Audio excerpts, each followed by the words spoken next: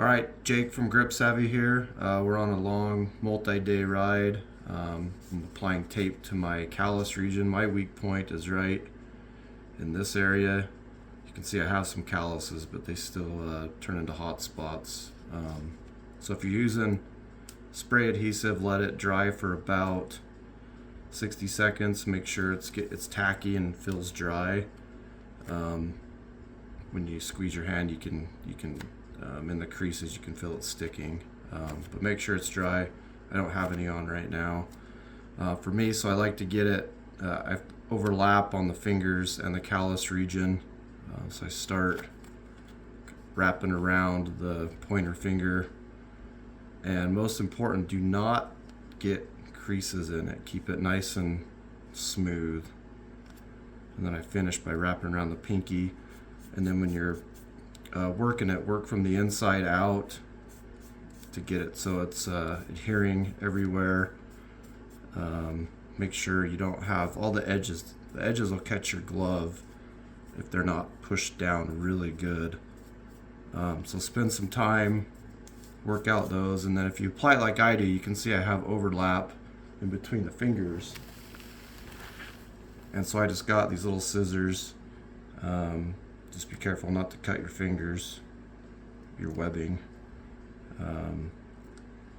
So trim it and then work those in between.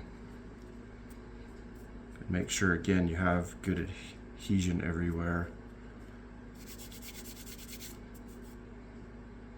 And there you go. The second part of this application video covers a method my good friend uses as he has different areas of concerns with his hands.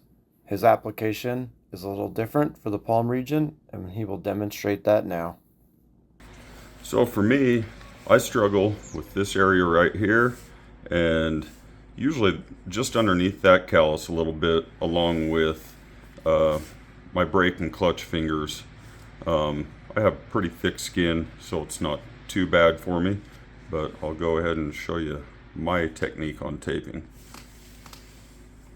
And everybody's got how they grip bike different. Their hands have different weak points, so you're just gonna have to figure out what's best for you.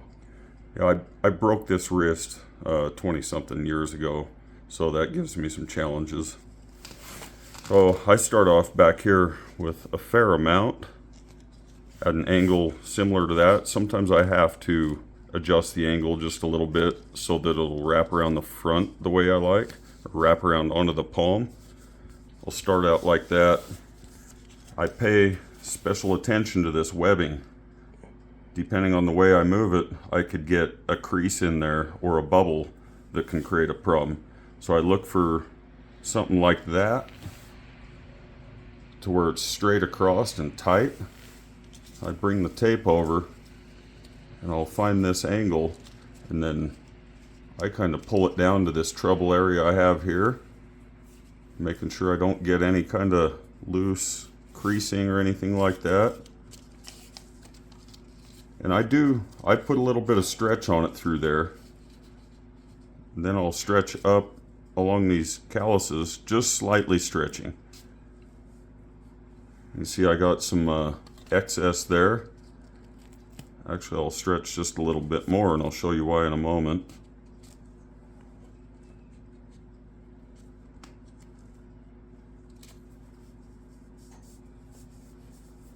Once again, always working from the center out. Even if I'm running along that edge, I'm still working out, so I'm not catching the edge and rolling it. And then this excess here, I stretch and fold around the back really to get myself a little bit extra biting on the back of the hand.